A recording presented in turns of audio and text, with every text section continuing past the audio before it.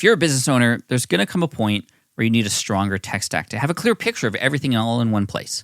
From startup to enterprise, NetSuite is your one-stop solution. Visit netsuite.com/SPI to download their KPI checklist for free and support this podcast too. If you do find yourself buried in manual work or struggling to have a clear picture of your business, you should know 3 numbers: 37,000, 25, and 1. 37,000, that's the number of businesses which have been upgraded to NetSuite by Oracle. 25, NetSuite turns 25 years old this year. That's 25 years of helping businesses do more with less, close their books in days, not weeks, and drive down costs. And the number 1, because your business is one of a kind. So you can get a customized solution for all of your KPIs and one efficient system with one source of truth. Manage risk, get reliable forecasts, and improve margins. Everything you need to grow, all in one place. Right now, download NetSuite's popular KPI checklist designed to give you consistently excellent performance absolutely free at netsuite.com/SPI. That's netsuite.com/SPI to get your own KPI checklist. netsuite.com/SPI. There's a better way to create a website, a professional, crisp website you'll be proud to publish, and it just takes seconds. This is all thanks to Hostinger's AI website generator. I recently took this for a test drive, even shared this on my YouTube channel. It was mind-blowing. Not just how quick you can build a website, but with the AI, how great it actually can write copy for you. You can use the AI logo maker. Plus, it got it up in no time, and it looks good. Absolutely mind-blowing. So if you want to build a website, go to Hostinger, because they're a top, highly rated global web hosting platform. And all you have to do to build a website is just answer 3 questions and let the AI do all the work for you. You can build as many web pages as you need without knowing how to code a single line of anything. They have great support, too. That was one thing that I had a problem with another host back in the day. Hostinger has 24/7 support and a library of video guides. And here's the thing. You can do this for less than $3 a month, including a free domain name. That is crazy. So create a live website now at hostinger.com/SPI. And listeners of this podcast, you can enter SPI for 10% off your order and a free domain name. hostinger.com/SPI and use the code SPI for 10% off and a free domain name. Give it a spin. This is the Smart Passive Income Podcast with Pat Flynn, session number 182. Welcome to the Smart Passive Income Podcast, where it's all about working hard now so you can sit back and reap the benefits later. And now your host. He once registered a domain name while out on a run. Pat Flynn. Job searches can feel like they're taking forever, a real slog. So stop searching and just match with Indeed. So ditch the busy work, use Indeed for scheduling, screening, messaging so you can connect with candidates faster. Leveraging over 140 million qualifications and preferences every day, Indeed's matching engine is constantly learning from your preferences, so the more you use Indeed, the better it gets. If you want to hire fast, you need to go where the talent is. You can get unparalleled access to job seekers with over 350 million unique visitors globally, according to Indeed data, and an extended reach through Glassdoor. I love how adaptable Indeed is as well, whether you're hiring one person or you need lots for a scalable project, like hiring platform that lets you schedule and interview hundreds of candidates in one day. Like there's no other one that you would want to use. So join more than 3.5 million businesses worldwide that use Indeed to hire great talent fast. And listeners of this show get a $75 sponsored job credit to get your jobs more visibility at Indeed.com/SmartPassive. Just go to Indeed.com/SmartPassive right now and support our show by saying you heard about Indeed on this podcast. Indeed.com/SmartPassive. Terms and conditions apply. Need to hire? You need Indeed. If you're at a desk a lot like I am, it is really important to move around and increase circulation as much as possible. And a sit/stand desk can be a massive game changer. If you haven't tried one before, this offer from Uplift is for you. Plus, you can support the show at the same time. Visit upliftdesk.com/SPI for 5% off your order. Uplift Desk is the place to go. There are so many customization options, plus free 30-day returns, free shipping, free accessories with every desk. And did I mention the industry-leading 15-year warranty? It's no wonder they've been Wirecutter's pick for 6 years in a row. Plus, they offer a great range of ergonomic chairs and storage systems if you want to give your whole workspace a makeover. They even have an augmented reality feature so you can see what your new desk will look like in your space using your phone. I mean, they even make a height-adjustable conference table that doubles as a regulation-sized ping pong table. These folks have really thought of it all. And if you want to build the workstation of your dreams, I highly recommend checking them out. Just go to upliftdesk.com/SPI for 5% off your order. That's upliftdesk.com/SPI to get 5% off your entire order. What is up, everybody? Pat Flynn here. Thank you so much for joining me. This is episode 182 of the Smart Passive Income Podcast, and I'm really honored and blessed to have Ray Edwards on the show with us today. He is, how do I describe him? The grandmaster of copywriting, I would say. He and I have gotten to know each other over the last year and a half. Ever since getting in a mastermind group together, I've always known about him. A lot of my friends have talked about him before, and to be in a mastermind group with him, I'm just so blessed because he is a wealth of knowledge, and you'll hear it when he starts talking in this episode about how we could all write copy that better converts. So this is for our emails, our sales copy, our calls to actions within our blog posts and videos and podcast episodes, and you'll hear it just in the way he teaches. He is just engulfed in this world of how do we get people excited and how do we get people to take action on the words that we use? And so you're going to get a grandmaster education here for free, where I would have literally paid $1,000 for this episode. And the frameworks that he talks about, it's going to change a lot of people's lives. And this is one of those episodes that I feel is going to live a very long time here on SPI. Definitely evergreen content, and you're hearing it here right now. So here we go. Ray Edwards from rayedwards.com. What's up, everybody? Pat here, and I'm so excited to welcome Ray Edwards from rayedwards.com to the SPI podcast. Ray, welcome to the show. Thank you, Pat. And I'm so excited, too, because you don't know this. I'm going to spring this on you. Wait, you're starting with a you don't know this? But yes. Oh, gosh. Okay. I first heard of you quite a number of years ago because I was listening to another podcast, one of the first businessy kind of podcasts I ever listened to, one called Internet Business Mastery. Mm-hmm. And that's where I heard about your podcast and started listening to you back in the early days. Oh, no way. I didn't know that's how you learn about me. Yeah. That's really cool. I learned about you. I haven't told you this, but I've learned about you through Cliff Ravenscraft, through listening to his show.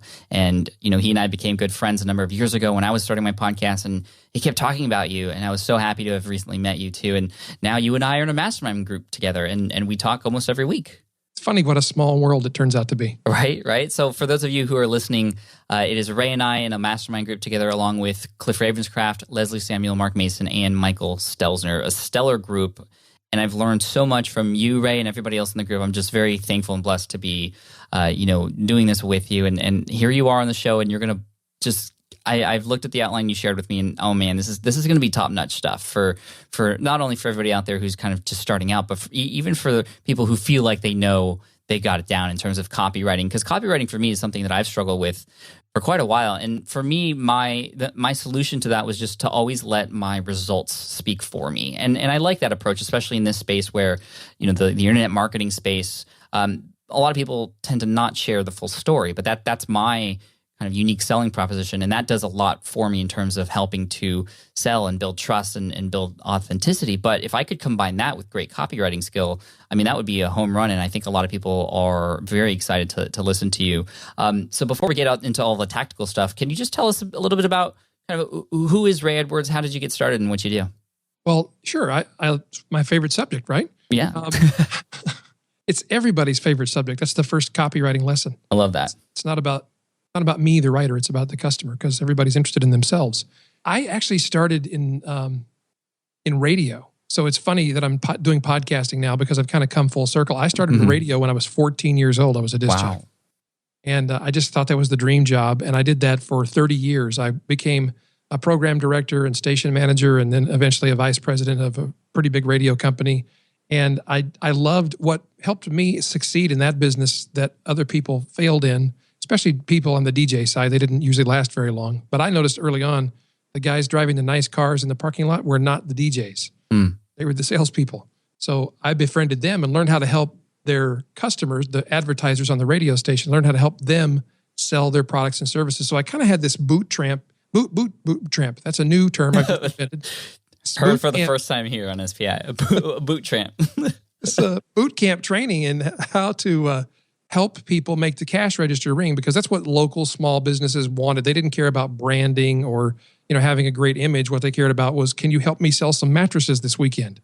And so I did that for a long time, and I started studying copywriting as a way to give myself an edge over other people in radio who didn't really spend a lot of time learning how to write copy. It just was kind of a dirty chore they had to do. Mm-hmm. And I felt like, well, that's not serving the customer very well. How can we help them actually sell mattresses or get more people into their nail salon or whatever the deal was? And so I started studying all these great classic copywriters. And then when radio kind of went into the tank as internet came along, and more people, oddly enough, started listening to music without commercials. Imagine that. I made the shift I realized I had a skill that people would pay for.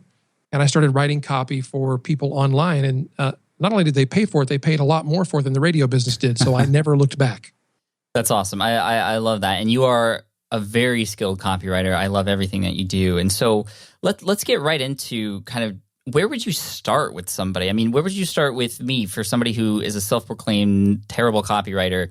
Like, how would you help me learn all this? Or is this even something that could be learned? Well, absolutely, it can be learned. It's definitely a skill. And I think the mistake that people make is they see what they think of as copy and they think, oh, I need to write like that. So they crank out this really weird, over-the-top, in-your-face, salesy, pushy kind of copy because they think that's what copy is supposed to look like. Mm-hmm. And like if you did that, people would have a total disconnect because they'd be like, this is not Pat. This is not where he's coming from.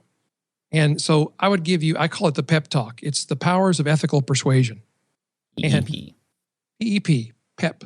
And the first thing I would say to you is you're a great copywriter. I read your blog and I read the stuff that you write when you do your income reports and so forth. And you're a fantastic copywriter. And in fact, there was a guy named Rosser Reeves in the early days of copywriting who he wrote a book eventually called Reality in Advertising.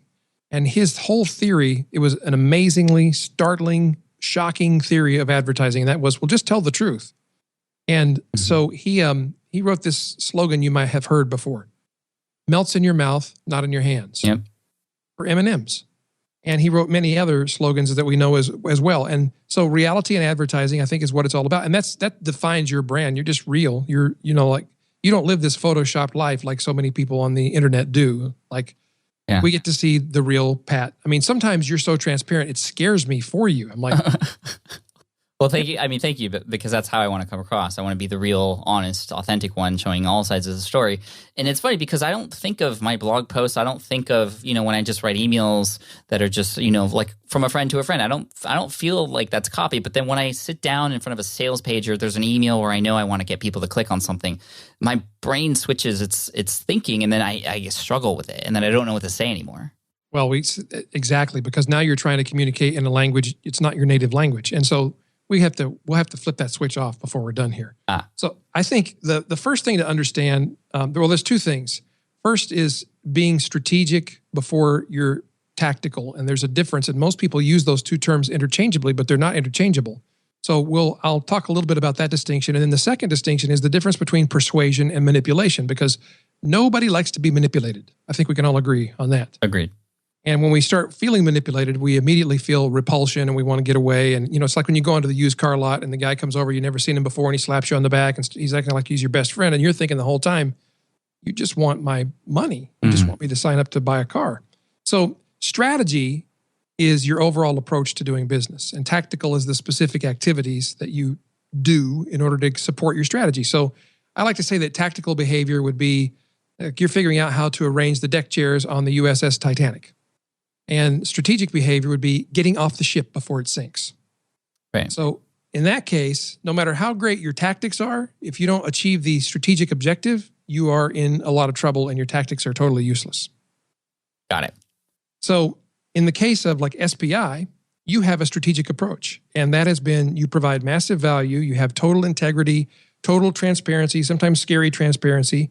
And because of that strategy, whatever tactical move you make, like if you wrote the worst, quote, worst sales letter ever written, which most copywriters would probably think it would be because you would be writing it from your true, authentic voice, and I think that's exactly what you should do, then people will buy what you're selling because they know you and they know your voice. And that's why they sign up to get the Smart Podcast Player. That's why they sign up for the one-day business breakthrough workshops that you do with Chris Ducker and the other things that you do, because you already have influence with your audience. And when you put something in front of them, they just say yes. Okay, so follow-up question. Because I have this great relationship with the audience, and thank you guys for listening. You guys are amazing. Do I even need to worry about copy, or can I just be like, oh, why are we recording this episode? I got it. People will listen to me. Well, that's a great question. And I think that's where a lot of people go wrong, because they think that, well, I've got a great relationship with the audience, so I don't need to do this and I'm just going to wing it. Mm-hmm. And it would be the same thing as, I might ask you, why did you redesign your website? You had a great following, you had a great audience. What was the purpose of redesigning the website? Well, really, touché. It was to make the connection with the audience better. It makes their experience better. It makes the feeling that they have when they come to your website better. And it solidifies visually what we already know intuitively about Pat Flynn. And it's important. And the words that you say are important. Sometimes when I'm giving a seminar or a talk to a live audience, I'll pick out the biggest, most brutish looking man in the audience. Mm-hmm. And I'll point at him. I'll say, hey, could you hand me a pen, please? And he'll get up and walk over and hand me a pen. And then he'll go, and I'll say, thanks. And he'll go back and sit down. And I'll say to the audience, now, I just controlled a 6'4", 240-pound muscle-bound guy with my words. Love it. That's how powerful our words are. And so you have the relationship, but you need to be able to say the right words. I mean, you have a relationship with your wife too, but I bet you can't just grunt at her and get her to do what you want. No. Can't. Definitely not. So you write in a way, especially in your case where you're going to be selling something at some point, you want to write in a way where you're influencing people before you meet them, before you ever have to ask them to buy something. And you've already done the hard work of writing for what I call strategic influence. Mm-hmm. And we'll come back to that. But when you influence people strategically with your writing so that they know you, they like you, they trust you, you move into the area of now you're going to write some copy to sell something, and you want to persuade and not manipulate. And that's why weird copy always feels weird when it's like those big, gigantic headlines that say, you can make money with the new 2015 Internet Income Exploder System. And you're like, that's the weirdest thing I've ever seen. It makes me feel gross. We see that everywhere, though. So I think, part of me is like, oh, that must work. And that's what the people who write that kind of copy will tell you. Well, this works. Yeah. Well, it does work in a weird little subset of people who are, I like to describe them as like the internet MLM. They're internet marketing people who sell internet marketing stuff to internet marketing people who sell internet marketing stuff to internet marketing people. And it just goes all the way down like that. And they've trained one another to think that this is how you're supposed to write copy. So for those people, that kind of copy is what they look at it and say, that's good copy. They must know what they're doing. But to all the normal human beings in the world, it's like, that's weird. Don't talk to me like that. You're shouting at me. Mm. And so the difference between persuasion and manipulation really is the difference between external pressure selling and internal pressure selling. And external pressure is where the customer buys because of pressure that you're exerting on them for your reasons. Because I'm exerting pressure on you because I want to make money. Mm-hmm. That feels weird to us. And internal pressure is where the customer buys because of pressure they exert on themselves for their reasons, for their own reasons. And so our challenge as copywriters is to understand our customers well enough so that we can tap into and communicate with them directly at the level of their internal desires. And there's a great copywriter named Eugene Schwartz who wrote a book called Breakthrough Advertising back in the 60s. And you can get it. It's really expensive now because it went out of print, but it's like you can get it for like $150 on Amazon. If I only had one book I was allowed to ever own about copywriting, it would be that book. And even though the language is a little dated, it's like Mad Men. It's a totally different era. Yeah. One of the key distinctions that he makes in that book is you cannot create desire in people. You can only channel desire that already exists. So you can't make them want your stuff. Mm-hmm. So and this is the difference between persuasion and manipulation. On an external level, persuasion is when you are selling to a customer for their reasons, and manipulation is when you are selling to the customer for your reasons. And that's the external. That's the way to identify it from the outside. From the inside, on an internal level for the customer, when I am manipulated, I make decisions that I regret later on. When I'm persuaded, I make decisions that I am celebrating later on. Right. I'm glad I made that decision. I love that. It's almost like the difference between inbound marketing and outbound marketing, where you're kind of getting cold traffic on Facebook, and this is outbound marketing, right? You're kind of really reaching for it. And then the inbound is kind of like, well, you're just doing your own stuff, and other people are kind of being attracted to you based off of what they can connect with. Exactly. I mean, Seth Godin calls it interruption marketing. who likes to be interrupted? None of us.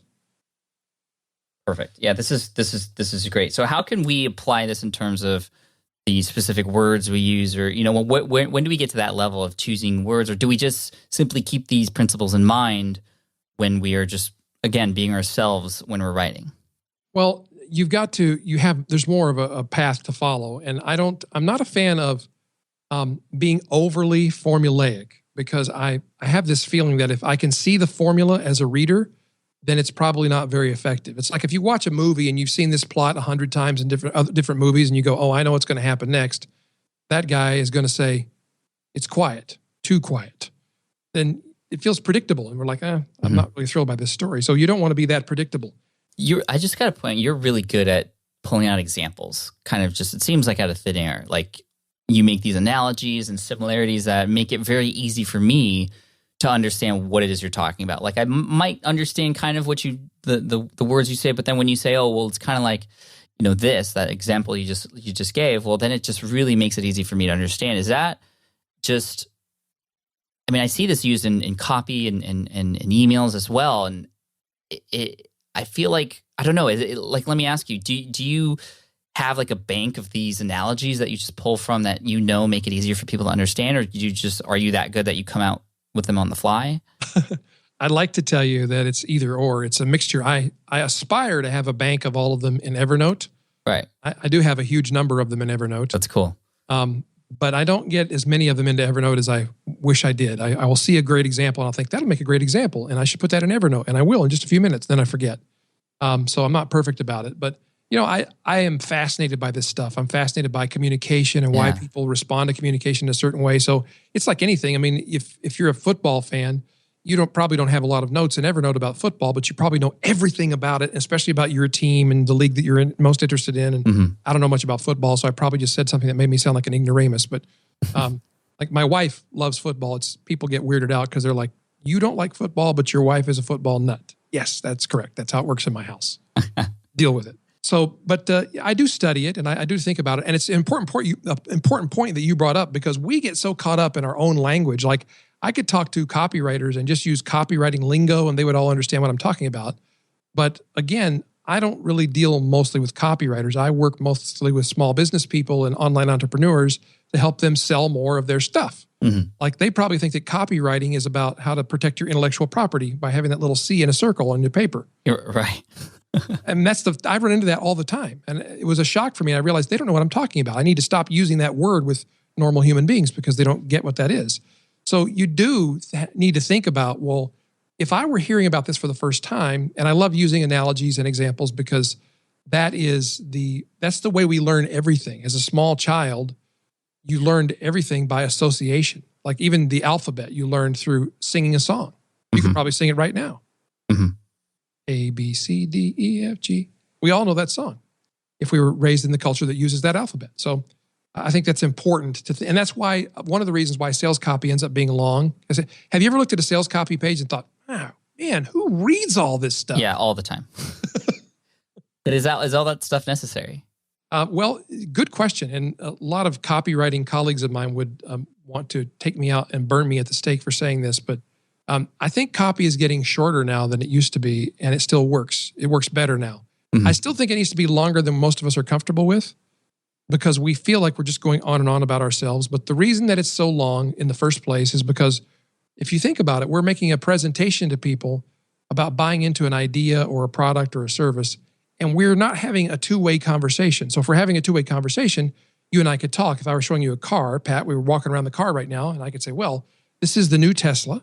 And I know you wanted one for quite some time and you're thinking about making the jump at some time in the future. If you follow Ryan Moran's investment advice, maybe you'll be able to get one. And it was a great show, by the way. Thank you. Yeah. And we are having this two-way conversation and I can look at you and see your facial expression and you can ask me and you can say, now, how long does the battery last and how does it work and what kind of leather is in the seats? And so we sit down in the car and you're asking questions and I'm watching and listening. And the conversation can be a lot shorter because we've got that two-way interaction going on. But if I was going to write you a letter about a Tesla, well, now I would have to answer all those questions in advance. Yeah. Because you might ask all of them and I need to make sure I've answered all of them. And so that's why copy is often so long. But It doesn't have to be as long as it used to. And this is what other copywriters get annoyed with me about, because they've preached the long copy gospel for so long that they just believe it without thinking about why it may or may not be true anymore. And so now copy is much more visual because we've changed as human beings. We are much more video and image oriented on the web than we were when the web started. When the web started, it was just all letters and links. And then, we got 52K modems and we could actually look at pictures on the internet. And then we got DSL and we could actually watch video, sort of. And then we got broadband and things really started to get really different because now we can watch full-length, high-definition videos and we can have great high-res pictures. And so much communication is visual now. And I think it's great because you can have less copy, more imagery, and you can be speaking to both sides of the brain. The left, and I know that there's research. Don't write me emails and say, Ray, that research is no longer true. But I'm just generalizing. We have a creative side of our brain and a linear side of our brain, and we can speak to both parts of our consciousness at the same time with words and pictures. So it doesn't have to be as long as it used to have to be, but it has to be longer than you're probably comfortable with.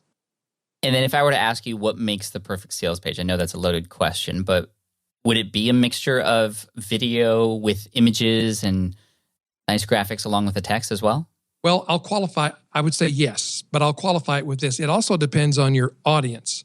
Like sometimes I sell products to writers, and writers, guess what? Like to read. And a lot of them have this innate kind of prejudice against video and imagery. And I know it's weird, but they respond better to longer blocks of text and less images and less video. That makes sense. Although they still respond to video. But for most people, a combination of those things is best. And, you just have to look at the page and ask yourself, is this telling the story that talks about their problem and what we can do about it and how we can help them with it? And I have some, one of the first things you have to know is like what level of awareness is the person that I'm speaking to? What level of awareness they have about their problem or the product that I offer? So that's, I have a little acronym that I use. This is like one of the most important things. Like if you wanted to stop listening to the show, you shouldn't, because we have really great stuff we're going to talk about. But if you wanted to, you could walk away with what I'm about to tell you, and it would make a huge difference in how you sell things to other people from now on. And I call the acronym OPEN, O-P-E-N. And O is the oblivious level. This is the hardest person to sell to. This is like a vacuum cleaner salesperson comes to your door and you're in the middle of dinner with your parents. And if you're the vacuum cleaner salesperson, you're an annoying pest. These people don't know about you. They don't know about your product. They don't know that they have a vacuum cleaner problem because they think they've got the great vacuum cleaner already. So they're totally oblivious to you and they're extremely hard to sell to. And the next level is P for pondering. Now, this would be the person who, for whatever reason, they've started thinking, we might need a new vacuum cleaner. Our carpets are dirty. The old one's not working as well. It was a hand-me-down from my parents when we got out of college. So maybe we should think about getting one. And maybe they've even looked at Consumer Reports at vacuum cleaners. And then you show up at their door and they're at least a little more open to have a conversation with you. And E is the person who's engaged. They're actively searching. They may be out in the store looking at vacuum cleaners. And, that's when the salesperson descends on you. And because they know, whether they've thought this through or not, they know, well, if you're here looking for a vacuum cleaner, you must want one. Right. And then the need person, a colleague of mine, this is kind of graphic, but he calls it, this is the person who walks into the ER with a bleeding neck. Yeah. They want treatment immediately. And so this is the person who's got a party at their house tonight and their vacuum cleaner broke and they haven't vacuumed in a week and they need a vacuum cleaner right now. So they're going to go to the nearest store and buy whatever's available that they can get back to the house with the quickest. And so I like to share with people that the best group of people to focus on is those who are in need the most of your solution. And if you can talk directly to those people, you'll draw in people on the periphery just because they may have some interest. But it's the people who need what you have are the ones who are most likely to buy. And by the way, they're the ones you don't have to hard sell. Right. So when we are coming up with copy, when we're writing our emails to get some sort of action, a click or a purchase or something, think of the people who need what it is that you're offering. There's going to be different ranges of people who don't even know what you're talking about, to people who are kind of thinking about it, to, like you said, the people who want it now. Those are the people that we should be imagining and visualizing on the other end. What does that mean in terms of the tactics we use? Well, okay, great question. So I have this other acronym. I love acronyms. Yeah. I'm sure you've noticed by now. I like it, though. This is, I call this the pastor system. I think you need to pastor your readers. And I always have to tell people up front, I'm not suggesting you become a preacher. The original meaning of the word pastor meant to shepherd. And, what does a shepherd do? The shepherd cares for the sheep and takes care of the flock and protects them from wolves and makes sure they have water and food and that they're taken care of. And so when you pastor your readers or your customers or your listeners, then if you think of it as shepherding them to a point of making a decision that's good for them, that totally feels different than I'm going to sell you something because I need to make some money. Absolutely. And to kind of precursor all this, you obviously have to have a product that you believe is going to help. Oh, yes. I laugh, but you are so right because I have actually had situations where I've had people talk with me about a product that they wanted me to write copy for. And as I dig and ask questions, they will say something to me that indicates they don't even think their product's good. Yeah. And that's when I say, well, I'm not your guy. This is not, I can't do that. David Ogilvy said something, I don't have the quote exactly right, but David Ogilvy said, nothing exposes a bad product faster than good marketing. Yeah. Yeah, I've heard that. Heard something like that before too. And it kind of reminds me of this product that I was in the middle of creating in 2011. And it was off the back of my initial niche site duel where I built a site from scratch and I publicly shared all the results and how it went and step by step. People wanted coaching. And then I coached some people. People became very successful with that. And then I was on my way doing a course. And then a number of things started to happen with Google in terms of changing their algorithm, which made a lot of my material, half as good as it was. And then I got through and I finished all the videos for this course.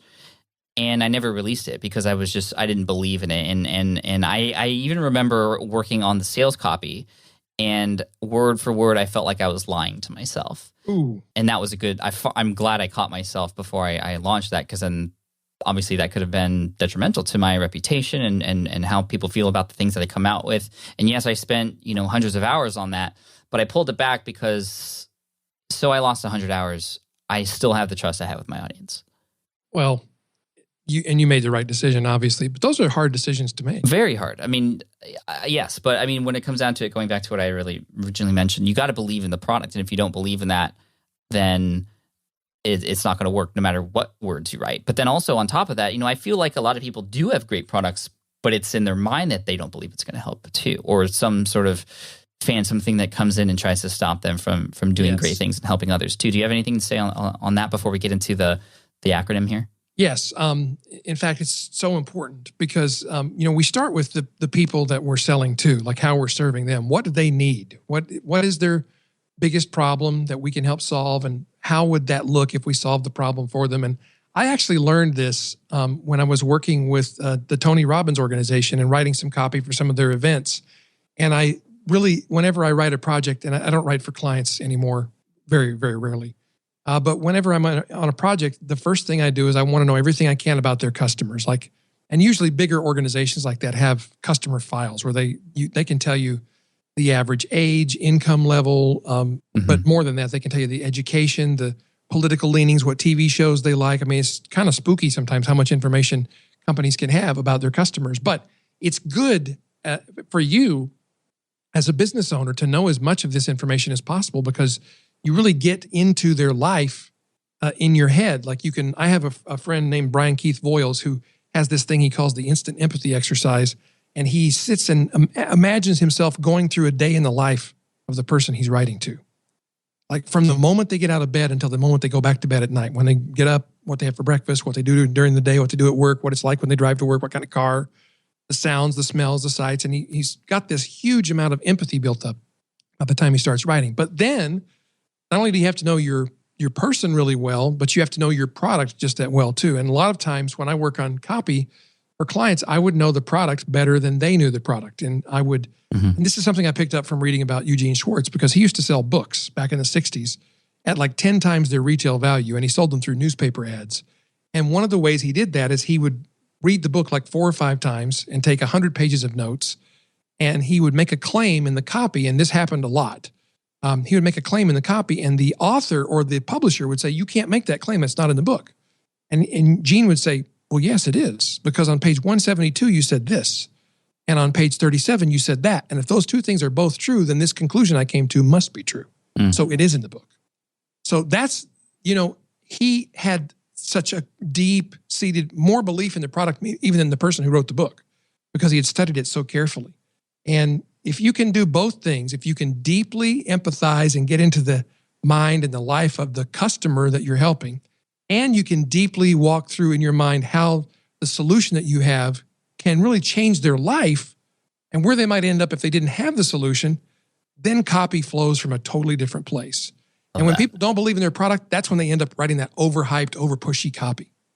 Right. No, I love that exercise, the instant empathy exercise. I'll have to do more research on that. I love that. It almost sounds like how, because I know a lot of the listeners out there listen to John Lee Dumas from Entrepreneur on Fire as well, and he talks about Jimmy, his avatar, and he walks us on his presentations about Jimmy and where he goes and what his day is like. He's driving to work and so on and so forth. And it helps him understand what decisions to make. But I definitely feel like that kind of exercise can also help you with what words to write and how to write as well. Yes, absolutely. When I was in radio, we had like one of our stations, we had an avatar for every station. And we had a light rock station and the avatar was Carol. And we knew everything about Carol. And we always asked before we did anything on the station, would Carol like this or would this upset her? Wow.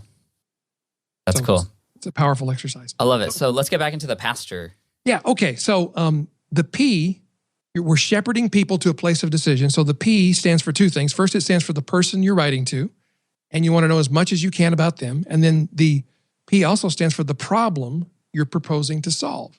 And you need to know right up front what that big problem is.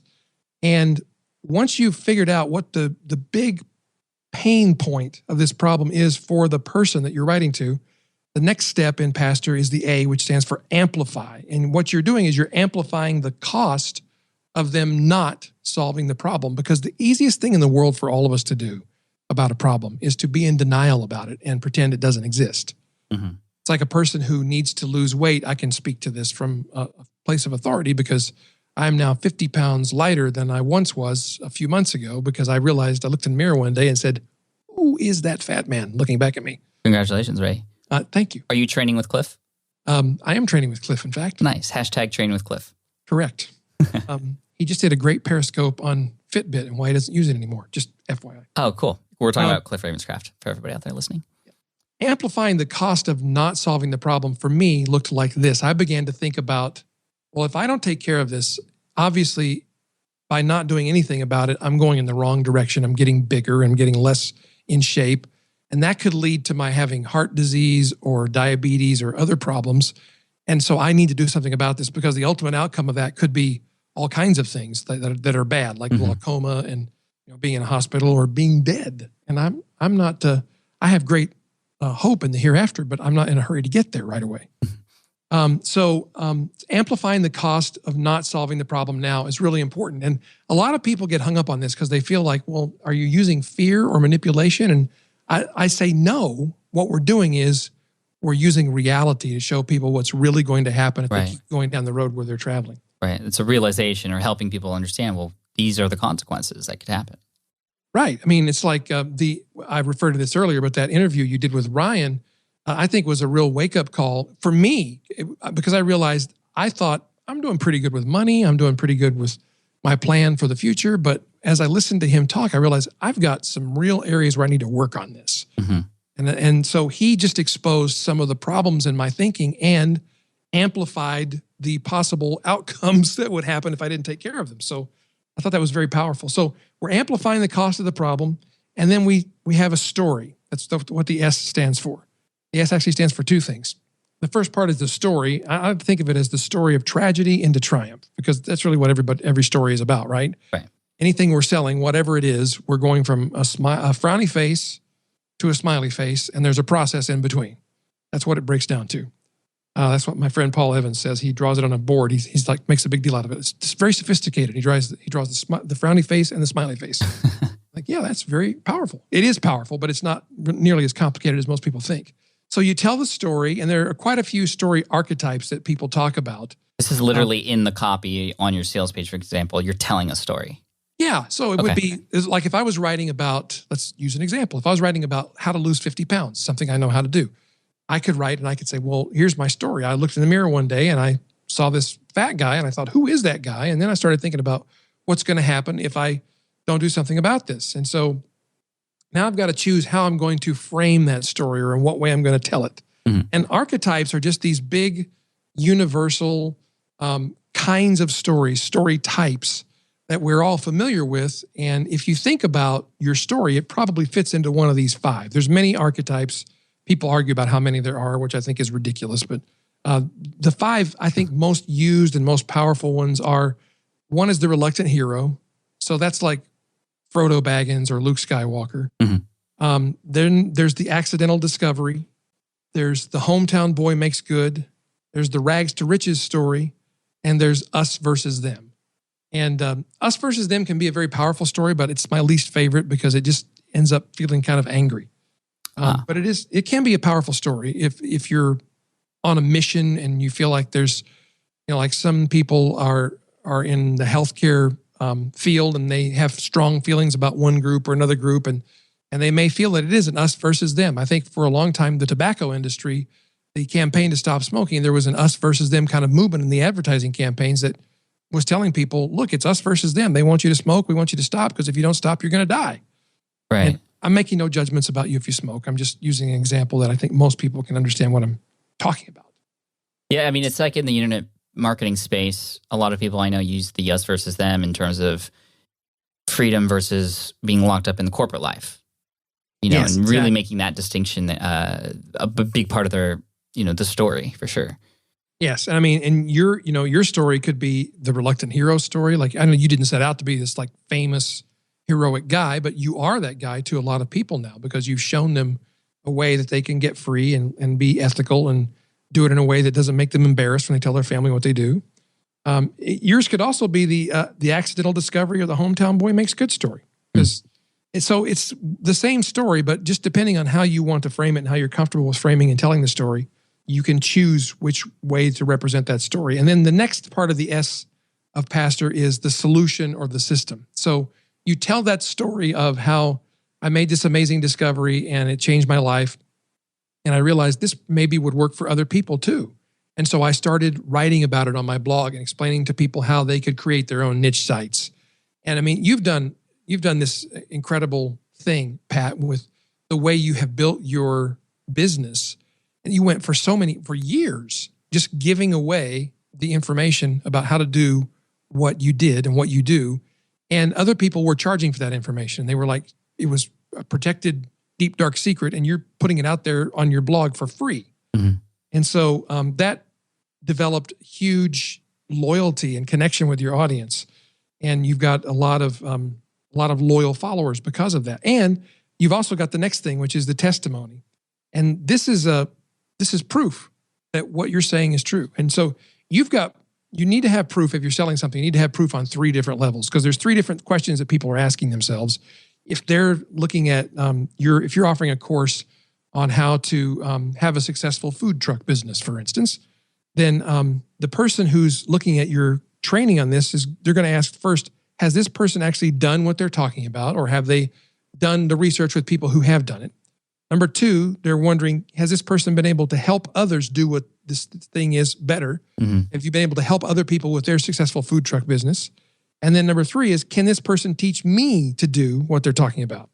And that's the big one. That's where you got to have the know, like, and trust factor that we hear so much about. Mm-hmm. And then you also have to do something that has been referred to, and I don't remember who originated this, or I would give the credit, but I can't remember who it was. But it's called results in advance. So you actually give them some information or teaching or training or tool that they can use to start getting results based on your product or your service. And you're giving them a little piece of what you sell for free. And it helps them really. And so they get results before they even spend $1 with you. And that's some of the most powerful proof on all 3 levels that you could possibly offer. And a lot of times the sale is made right there. Yeah. I love it. So O stands for offer. And most people think that this is where you talk about the stuff that you're going to give people. Like, I'm going to give you a stack of CDs. Like if it was P90X, the offer is not the DVDs and the wall charts and the chin-up bar and all that stuff that comes with it. That's not the offer. The offer is if you will work your guts out, you will look like these people in this commercial. You'll have chiseled abs and you'll have definition in your arms and legs, and you'll look really good in exercise clothes, and other people will look at you and say, wow, you look fantastic. That's the offer. And so I tell people, when you're writing about the offer, you want to spend 20% of the time writing or talking about the deliverables. That's the CDs and the wall charts and the manuals and whatever else, the membership site or the seminar.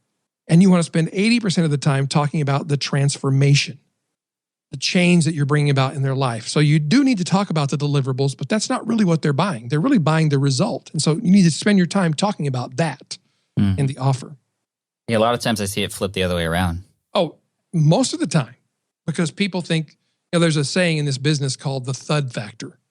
And that's a reference to the more stuff you can put in the box, the louder the thud it makes when it hits the ground. And so a lot of people would just create these, like they would take a manual and they print all the pages on one side of the page, and they just whatever they could to make the box the biggest, heaviest box they could think of. And it wasn't really about creating value. It was about having a big thud when the box hit the floor.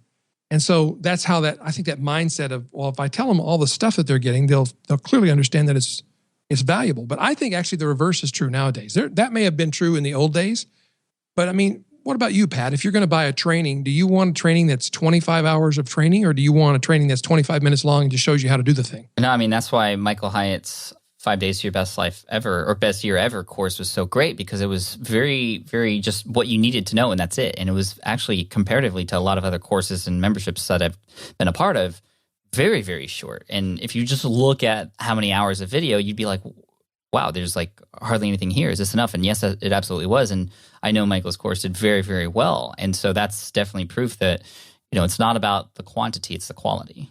Yeah, absolutely. And I had the same experience with Mike's course, and I had the same reaction when I first saw the inside of the membership site. I thought, there's not much here. And by the time I was done with it, I was like, this is the most awesome thing. This is how it should be done. Right. Like, thanks for not wasting my time. Yeah.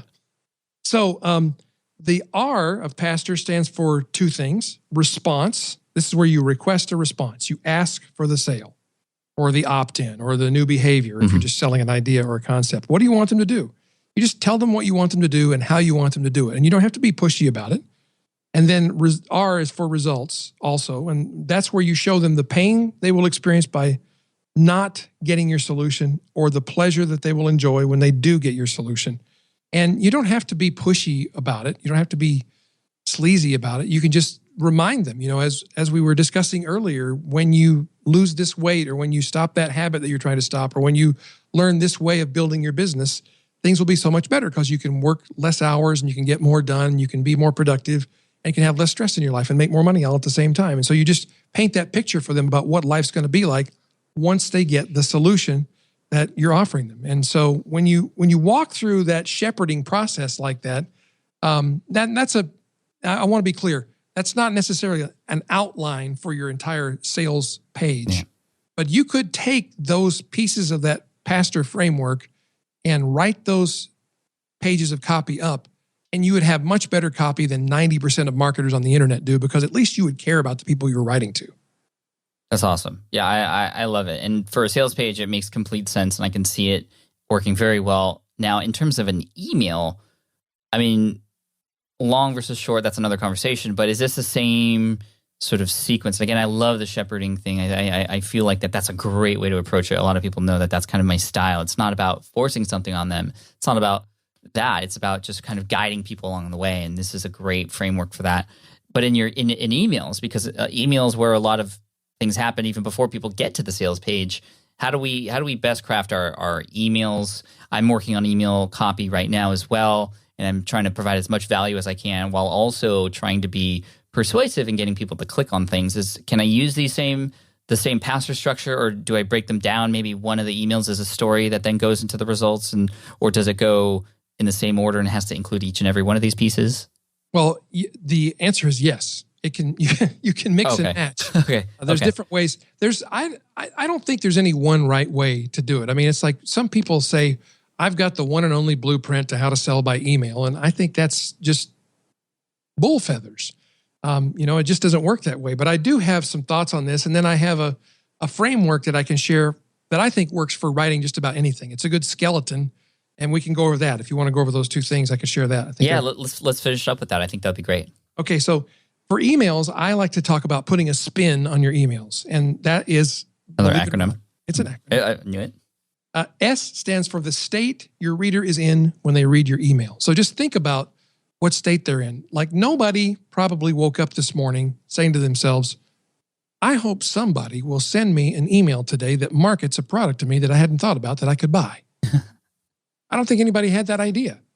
So what state do they come to the email with? Well, when you open your email, just think about it in your own case. What you want is you either want important information that you're expecting from certain people, like on your team or something, or you want something funny or engaging from your friends, or you want to hear important news from your family, or maybe some things you've subscribed to that you really like to read that are important to you. Like maybe you subscribe to Michael Hyatt's blog. You like to read the blog posts that come in the email. Whatever the case may be, you're looking for stuff that you anticipate receiving. And a lot of us, like me, I subscribe to a lot of different email newsletters, but I delete most of them. It's sad truth. I delete most of them, and I stop when I see a personal email come in from somebody that I know, or one that looks like a personal email. So I think the first step is to think about writing emails that speak to me less like a corporation and speak to me more like a person. The P in SPIN stands for purpose, and that is know the purpose that you have for writing the email and the purpose that your reader has for reading it. So if they expect certain things from you, and Pat, your readers have certain expectations from you. So if they get an email from you about something, then they probably know what your purpose is because they know you well, and they know the purpose that they have for reading it, and so do you. And so that's important. It gets back to that knowing the person and the problem really well, right? From the Pastor formula. And then the I stands for the idea of the email. Every email should have just one big idea. And this is a mistake that so many people make. They try to cram 3 or 4 different ideas into an email. And I think, and some people that I respect and love and admire send out emails that have 5 or 6 different items in them, like they're a newsletter. And those may work for some people. I've never had great success with that. I've always had more success with an email that is about one thing, because we all probably have enough stuff coming at us that we don't need 4 or 5 new ideas thrown at us all at once. And there's a saying that the confused mind decides nothing. So I'd rather have them decide to do something. And that's the N in SPIN. It's next. What do you want them to do next? What is the call to action? In an email, it's almost always the same. Click this link. Whether it's to go listen to my latest podcast episode, or to go see this great video that I found, this TED Talk on YouTube that I found, or whether it's to click and learn about my new product that I want you to know about. There's always a next thing that you want them to do, and that's usually click the link. So that's how you put the spin on your emails. Love it. Okay, so the framework for writing anything. There's 2 things you need to do first, and whether you're writing an email or a blog post or a sales page or chapter in a book, the first 2 things you need to do is you need to accurately identify what you are writing and why. And so thing number 1 is know your most desired outcome. Why am I writing this? What do I want people to do? Even if it's a book, if you're starting to sit down to write an outline for a book, why am I writing this book? What do I want people to do? What's the call to action that the book has? It doesn't mean the book has to sell anything. Maybe the call to action is you want people to be better people. You want them to help the starving and the hungry and the uneducated across the planet. That's a call to action if I ever heard one. But you need to know what that most desired outcome is before you start writing the book. And then the second thing is, I believe you need to state in a single sentence the thesis that supports your call to action. So you're going to make a statement that says, I believe that we all should be working together to eliminate poverty, hunger, and disease in the world because we can. And because we can, we have a responsibility to do it. And that's what this book is about. I've heard of an exercise once for a book in particular where you take a page and you just write exactly what this book's about and make it a page length. And then you take that page, you take the best stuff from it, and then you kind of try to sum it up in a paragraph. And then you take that paragraph and then you try to bring it down to this one single sentence. And it's for the same exact reason. That's just what the book is about and how you can best share it with others in a very short, succinct manner. Yes. Yeah, I think that's a great methodology for writing a book, and it's a great methodology for writing an email as well. Really think, because what you're really doing is you're really thinking about, why am I writing this?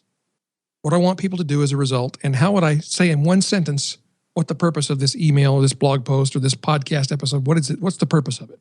So then I suggest crafting your writing, and I'm not going to use an acronym this time. A shocker.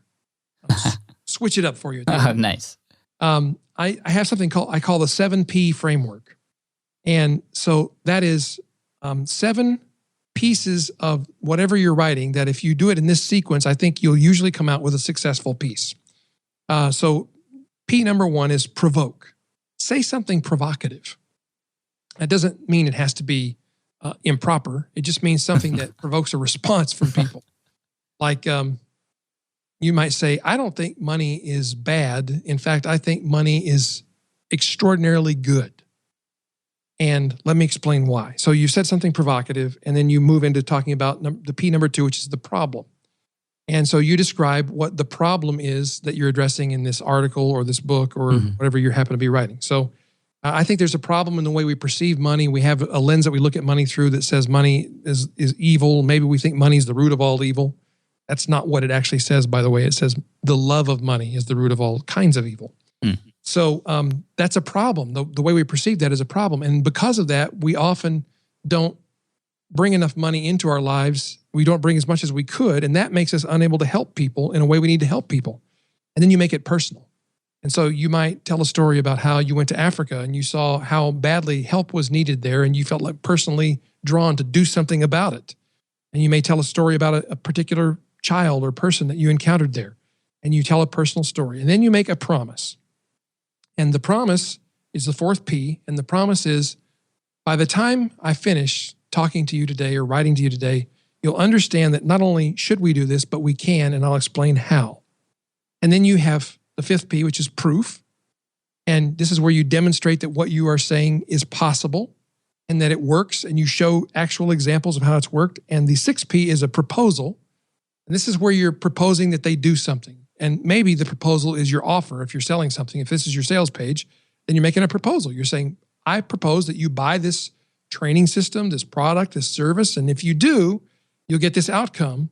And then there's number 7, which is the prompt. And if it's a sales page, the prompt is click here to buy now. And if it's a blog post, it might be, what do you think about this issue?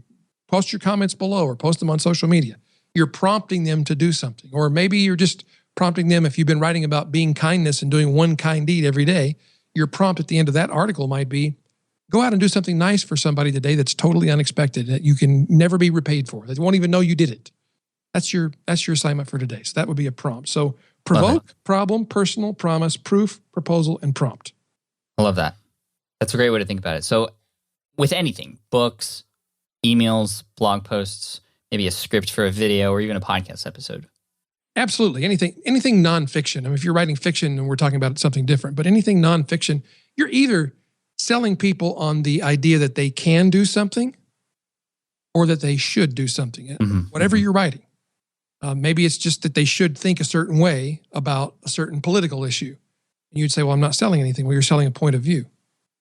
Or maybe it's that they can make a difference in the world if they will simply go out and do the following things. So you're not selling a product again, but you're trying to get people to act in a new way, have a new behavior. So anything where you're trying to persuade or where you're trying to empower, then this is a great structure for writing that kind of piece. Yeah, I love it. It just makes it so much easier to think about and tackle. I mean, when we approach a blank cursor or a blank paper or a blank book, it's very difficult to get started. But when you can break it down in this way, it becomes a lot easier. And I just also noticed that through talking to you, Ray, like the way that you present things, going back to what I said earlier about all those examples that you have and analogies, it's inspiring to see, because you've taught us a lot of stuff here today that is going to be very helpful and life-changing. And in the same way, we should be able to take a lot of these strategies and share them with our audience in terms of how we present what we have to offer them as well. So I definitely think this is one of those episodes where there's going to be a big butterfly effect that some people, even though they might not consider themselves great copywriters, they're going to at least have some framework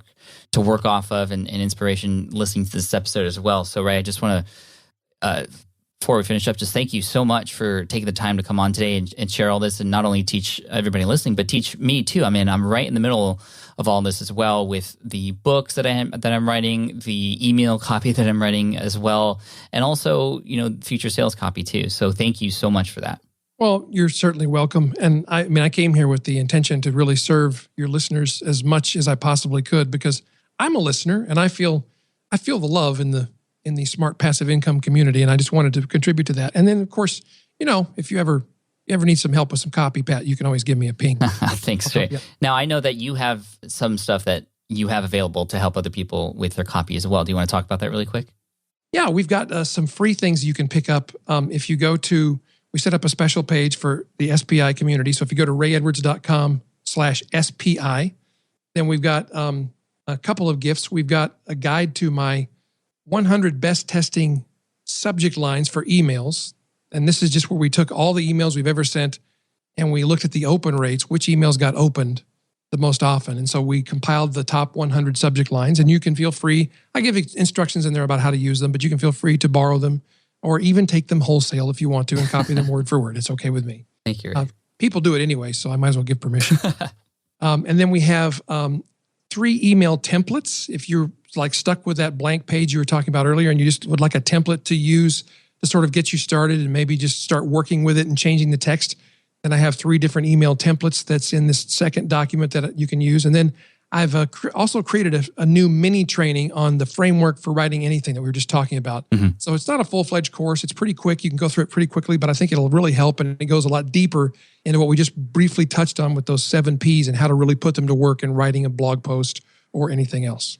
I love it. So again, you can find that at rayedwards.com/SPI. Is that correct? That is correct. All right, Ray, thank you so much. And besides rayedwards.com, where can people find you online? Well, on Twitter, I'm at Ray Edwards. And on Facebook, I'm facebook.com/Ray Edwards. And pretty much everywhere. Google+, I'm Ray Edwards. That's the easiest way to find me. Nice. Love it. Thanks, Ray. We appreciate you. And we look forward to digging into more of your stuff. Thank you, Pat. It's my honor. Man, oh man, I hope you enjoyed that episode because, like I said earlier, this is one of those that's going to live on forever because the frameworks that Ray teaches are so relevant to everything we're doing because we're trying to make change in people's lives. But in order to do that, we have to get them to come with us, to get excited about what we're saying and what we're writing. And Ray just laid it all out. And I can't wait to hear the impact that this episode is going to have when you put these principles into place and these frameworks into place. So if you want to check out more of what Ray talked about and the giveaways that he has for you, all you have to do is go to rayedwards.com/SPI. Again, that's rayedwards.com/SPI to download all those free resources that go along with this episode. You could also check out the show notes and the links to things we mentioned at smartpassiveincome.com/session182.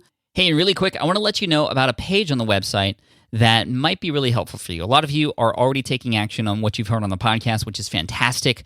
But a lot of you have also messaged me asking for more, deeper information, more fine-tuned and highly targeted information for specific problems and pains that you might be having. So what I did was I actually put together a few courses. There's more courses actually coming down the road, but you could check out all the courses and things that are available to you there at smartpassiveincome.com/courses. My team and I have worked really hard to put together the best information that'll help you solve specific problems that you might be having in your business. So if you're just starting out and you need help and you need accountability, handholding, you want a community behind this as well, check it out, smartpassiveincome.com/courses. You can see what's available there. All different kinds of courses to help you through a number of different things you might be working on. And like I said, there are more courses coming down the road too. So one more time, smartpassiveincome.com/courses. And hey, I also want to give a huge shout out to Edgar, which is a web app that I use to manage my social media updates. And, doing that can take a lot of time. And the sad thing about it is when we post something on Facebook or Twitter, for example, it only has a short period of time to be seen before it kind of gets gone forever, right? But Edgar allows us to make sure that these updates that we post get seen and don't go to waste. If you remember Laura Roeder, a previous guest here on the podcast, she created this tool because there was nothing out there that could solve this pain, and it is amazing. I use it every single day. I also know a lot of people who use it, and it has honestly shaved hundreds of hours of time off my social media workload, and so I highly recommend this, and actually I worked out a deal with Laura. You can try this out for free. Only my listeners can get to try Edgar for free. Just go to meetedgar.com/Pat. That's meetedgar.com/Pat. Again, you could try it out for free, see how it can help shave hours of time off your social media workload. Go to meetedgar.com/Pat. Thank you again for listening in, and I can't wait to serve you in the next episode of the Smart Passive Income Podcast. Until then, again, make sure to check out the show notes at smartpassiveincome.com/session 182. Thanks so much. I appreciate you, and let's keep moving forward. Cheers. Thanks for listening to the Smart Passive Income Podcast at www.smartpassiveincome.com.